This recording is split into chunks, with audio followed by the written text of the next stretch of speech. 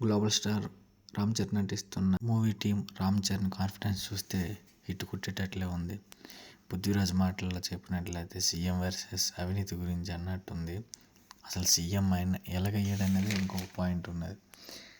యాక్చువల్గా రామ్ చరణ్ను బొబ్బిలి మోపిదేవి గారు ఒకే పార్టీకి చెందిన వాళ్ళు అయినప్పటికీ అప్పన్న క్యారెక్టర్లో ఉన్న రామ్ చరణ్ ఎందుకు సీఎం కాలేకపోయాడు అన్నదే పాయింట్.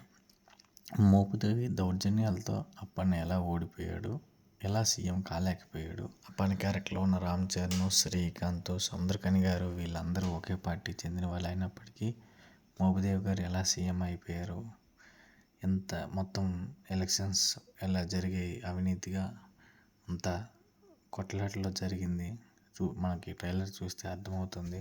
ఎస్జే సూర్య సీఎం అయ్యేసరికి అప్పన్నగా ఉన్న రామ్ చరణ్ బతికాడా, బతికిలే చంపేసే సీఎం అయ్యాడా, మరి ఆ తర్వాత రామ్గా ఉన్న రామ్ చరణ్ కలెక్టర్ అయ్యి వచ్చాడు.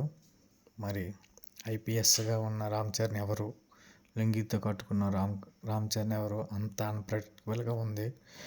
మొత్తం 3 క్యారెక్టర్స్లో రామ్ చరణ్ కనబడుతున్నాడు.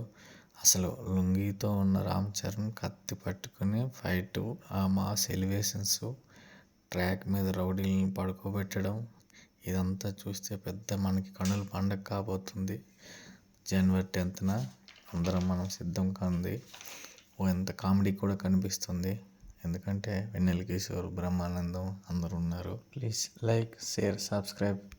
ఒక కామెంట్ తెలపండి. మీరిచ్చే కామెంట్, మీరిచ్చే లైక్ నాకు చాలా ప్రోత్సాహం.